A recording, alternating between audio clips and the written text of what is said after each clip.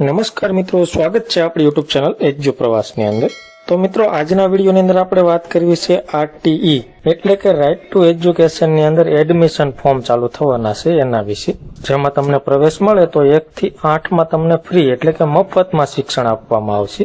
કોઈ પણ પ્રાઇવેટ સ્કૂલની અંદર પણ તમને ફ્રીમાં એડમિશન આપવામાં આવશે, જેનો તમામ ખર્ચ છે મિત્રો સરકાર તરફથી આપવામાં આવશે। એટલે કે ગુજરાત સરકાર દ્વારા છે મિત્રો પ્રાઇવેટ સ્કૂલની અંદર પણ તમને મફતમાં છે શિક્ષણ છે, યુનિફોર્મ છે અને પાઠ્યપુસ્તક જેવી તમામ સેવાઓ મફતમાં આપવામાં આવશે। જેના ફોર્મ ભરવાની જાહેરાત આવી ગયેલી છે, જેની આજે આપણે તમામ માહિતી મેળવવાના છીએ। તો વિડીયો છે મિત્રો અંત સુધી જરૂર જોજો અને વિડીયો તમને ગમે તો લાઈક કરજો। આ વિડીયોની લિંક તમારા મિત્રોને શેર કરજો અને આપણી ચેનલની અંદર નવા આવેલા હોય અને હજુ સુધી ચેનલને સબસ્ક્રાઇબ ન કરી હોય તો સૌથી પહેલા ચેનલને સબસ્ક્રાઇબ કરી દો, જેથી કરી આવી કોઈ પણ માહિતીના વિડીયો અમે અપલોડ કરીએ તો એની નોટિફિકેશન છે મિત્રો સૌથી પહેલા તમને જોવા મળે। તો મિત્રો, આરટી એટલે કે રાઇટ ટુ એજ્યુકેશનની અંદર ધોરણ 1 માં પ્રવેશ મેળવવો હોય તો એના માટેની જાહેરાત આવી ગયેલી છે। જેમાં છે મિત્રો તમારે ઓનલાઈન જ ફોર્મ ભરવાનું છે। અહીંયા દર્શાવેલું છે કે ઓનલાઈન ભરેલ ફોર્મ કોઈ જગ્યાએ જમા કરાવવાનું નથી, તમારી પાસે જ રાખવાનું।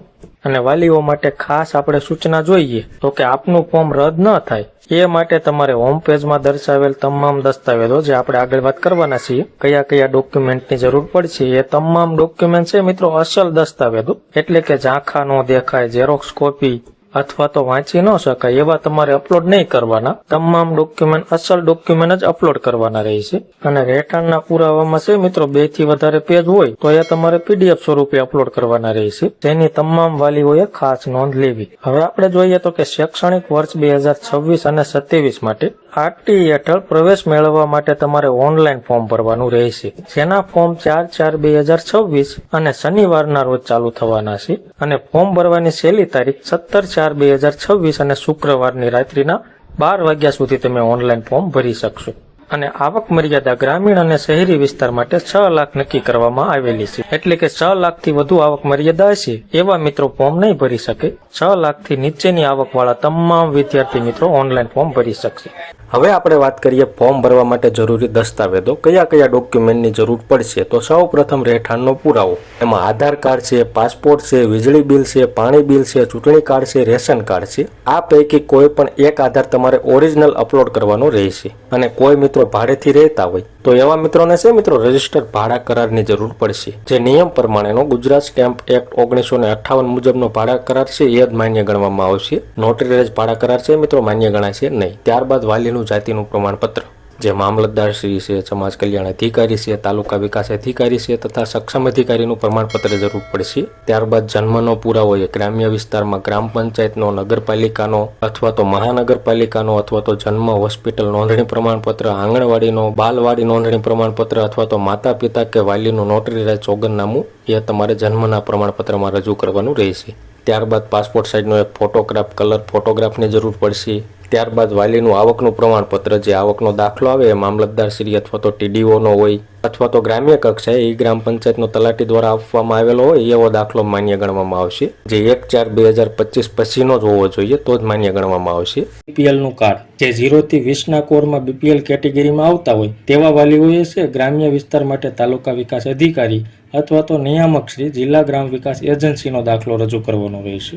જ્યારે શહેરી વિસ્તાર માટે છે મહાનગરપાલિકાના નાયબ મ્યુનિસિપલ કમિશનર અથવા તો મહાનગરપાલિકાને અધિકૃત કરેલ સક્ષમ અધિકારીનો દાખલો જ માન્ય ગણવામાં આવશે। અને નગરપાલિકાના વિસ્તારમાં છે નગરપાલિકા ચીફ ઓફિસરનો દાખલો અથવા તો નોટિફાઈડ વિસ્તારમાં છે મુખ્ય કારોબારી અધિકારી અથવા વહીવટી અધિકારીનો દાખલો રજૂ કરવાનો રહેશે। આવી રીતે બીપીએલના દાખલાની જરૂર પડશે। અને વિચરતી વિમુક્ત જાતિ માટે જાતિનું પ્રમાણપત્ર રજૂ કરવાનું થશે, જે મામલતદાર શ્રી અથવા તો સમાજ કલ્યાણ અધિકારી, તાલુકા વિકાસ અધિકારી અથવા તો સક્ષમ અધિકારીનું વિચરતી વિમુક્ત જાતિનું જે પ્રમાણપત્ર આવે છે એ રજૂ કરવાનું થશે। અને અનાથ બાળકો માટે જે તે જિલ્લાની ચાઇલ્ડ વેલફેર કમિટીનું પ્રમાણપત્ર રજૂ કરવાનું થશે। અને સંભાળ અને સંરક્ષણ જરૂરિયાતવાળા બાળકોને પણ જે તે જિલ્લાની ચાઇલ્ડ વેલફેર કમિટી છે એનું પ્રમાણપત્ર રજૂ કરવાનું થશે। અને બાળગૃહના બાળકોને પણ જે તે જિલ્લાની ચાઇલ્ડ વેલફેર કમિટીનું પ્રમાણપત્ર રજૂ કરવાનું થશે। બાળ મજૂર છે, સ્થળાંતરિત મજૂરના બાળકો હોય એને પણ જે તે જિલ્લાના લેબર અને રોજગાર વિભાગનું શ્રમ અધિકારીનું પ્રમાણપત્ર રજૂ કરવાનું થશે। અને સેરેબલી પાલસીવાળા બાળકો હોય એને સિવિલ સર્જનનું પ્રમાણપત્ર જરૂરિયાત પડશે। અને ખાસ જરૂરિયાતવાળા બાળકો એટલે કે દિવ્યાંગ બાળકો એને પણ સિવિલ સર્જનનું પ્રમાણપત્ર રજૂ કરવાનું થશે, જે લઘુત્તમ 40% કરતાં વધુ હોવું જોઈએ। જે એન્ટ્રી રેટ્રો વાયરલ થેરાપીની સારવાર લેતા હોય એવા બાળકોને પણ સિવિલ સર્જનનું પ્રમાણપત્ર રજૂ કરવાનું થશે અને શહીદ થયેલ જવાનોના બાળકો છે એને સંબંધિત ખાતાના સક્ષમ અધિકારીનો દાખલો રજૂ કરવાનો થશે અને સંતાનમાં એકમાત્ર દીકરી હોય તે કેટેગરીમાં આવતા હોય એવા ઉમેદવારોને છે ગ્રામ્ય વિસ્તાર માટે તલાટી કમ મંત્રી શ્રી, નગરપાલિકા વિસ્તાર માટે ચીફ ઓફિસર અને મહાનગરપાલિકાના વિસ્તાર માટે છે સક્ષમ અધિકારીનો એકમાત્ર દીકરી સંતાન છે એવો સિંગલ ગર્લ્સ ચાઇલ્ડ હોવાનો દાખલો રજૂ કરવાનો થશે અને સરકારી આંગણવાડીમાં અભ્યાસ કરતા બાળકો માટે છે સરકારી આંગણવાડીમાં ઓછામાં ઓછા 2 વર્ષનો અભ્યાસ કરેલો છે તે અંગેનો ICDS નો દાખલો રજૂ કરવાનો થશે. પછી બાળકનું આધાર કાર્ડ જરૂર પડશે, વાલીનું આધાર કાર્ડ, એમાં માતા અથવા પિતાનું આધાર કાર્ડ જરૂર પડશે. બેંકની વિગત માટે છે મિત્રો બાળક અથવા વાલીની બેંકની જે ખાતાની પાસબુક હોય એની જરૂર પડશે અને સેલ્ફ ડિક્લેરેશન એ કોને આપવાનું છે કે જે પાન કાર્ડ નથી ધરાવતા અથવા તો પાન કાર્ડ ધરાવે છે પણ ઇન્કમ ટેક્સ રિટર્ન ભરેલ ન હોય તેવા કિસ્સામાં આવકવેરાને પાત્ર આવક ન થતી હોય તે અંગેનું નિયત નમૂનાનું પ્રમાણપત્ર એટલે કે સેલ્ફ ડિક્લેરેશન ઓનલાઈન ફોર્મ ભરતી વખતે ફરજિયાત અપલોડ કરવાનું રહેશે. તો મિત્રો RTEમાં તમારે પ્રવેશ મેળવવો હોય તો આટલા ડોક્યુમેન્ટની જરૂર પડશે. જે તમારે લાગુ પડતા હોય એટલા ડોક્યુમેન્ટ જ તમારે અત્યારે એકઠા કરી રાખવાના છે. હવે આપણે વાત કરીએ RTE એક્ટ 2009 અન્વયે છે વર્ષ 2026 અને 27 માટે નબળા વિદ્યાર્થી મિત્રો હોય, વંચિત જૂથના બાળકો હોય અને વિના મૂલ્યે ધોરણ 1માં પ્રવેશ માટેની જાહેરાત આપવામાં આવેલી છે. જેમાં છે મિત્રો 1 જૂન 2026 ના રોજ 6 વર્ષ પૂર્ણ થઈ ગયેલા હોય એવા તમામ બાળકોના ઓનલાઈન ફોર્મ ભરાશે. જેમાં અગ્રતા ક્રમ શું રહેશે એના વિશે વાત કરીએ તો સૌ પ્રથમ અનાથ બાળકોને લેવામાં આવશે. ત્યારબાદ છે મિત્રો સંભાળ અને સંરક્ષણની જરૂરિયાત વાળું બાળક હોય એવા બાળકોની પસંદગી કરવામાં આવશે. ત્યારબાદ બાલગૃહના બાળકોની પસંદગી, ત્યારબાદ બાળ મજૂર હોય અથવા તો સ્થળાંતરિત મજૂરના બાળકો હોય એવા બાળકોની પસંદગી કરવામાં આવશે. ત્યારબાદ મંદબુદ્ધિના હોય, સેરેબલ પાલ્સી ધરાવતા બાળકો હોય, ખાસ જરૂરિયાત વાળું બાળક હોય, શારીરિક રીતે વિકલાંગ હોય એ કેટેગરીમાં આવતા હોય એવા બાળકોની પસંદગી કરવામાં આવશે. ત્યારબાદ ART એટલે કે એન્ટ્રી રેટ્રોવાયરલ થેરાપીની સારવાર લેતા હોય એવા બાળકોની પસંદગી કરવામાં આવશે. ત્યારબાદ ફરજ દરમિયાન શહીદ થયેલા હોય એવા લશ્કરી હોય, અર્ધ લશ્કરી હોય, પોલીસ દળના જવાનોના બાળકોની પસંદગી કરવામાં આવશે. ત્યારબાદ જે માતા પિતાને એકમાત્ર સંતાન હોય અને એ સંતાન પણ દીકરી હોય એની પસંદગી કરવામાં આવશે. ત્યારબાદ 0 થી 20 આંક ધરાવતા જે BPL કેટેગરીના હોય, SC, ST, OBC, જનરલ અથવા તો અન્ય BPL ના બાળકો હોય એની પસંદગી કરવામાં આવશે. ત્યારબાદ અનુસૂચિત જાતિ એટલે કે SC છે અને અનુસૂચિત જનજાતિ એટલે કે ST છે એ કેટેગરીના બાળકોની પસંદગી કરવામાં આવશે. ત્યારબાદ સામાજિક અને શૈક્ષણિક રીતે પછાત વર્ગના બાળકો, આર્થિક રીતે નબળા એટલે કે EWS કેટેગરીના બાળકો અને વિચરતી વિમુખ જાતિના બાળકો હોય એવા બાળકોની પસંદગી કરવામાં આવશે. ત્યારબાદ રાજ્ય સરકાર હસ્તકની આંગણવાડીમાં અભ્યાસ કરતા હોય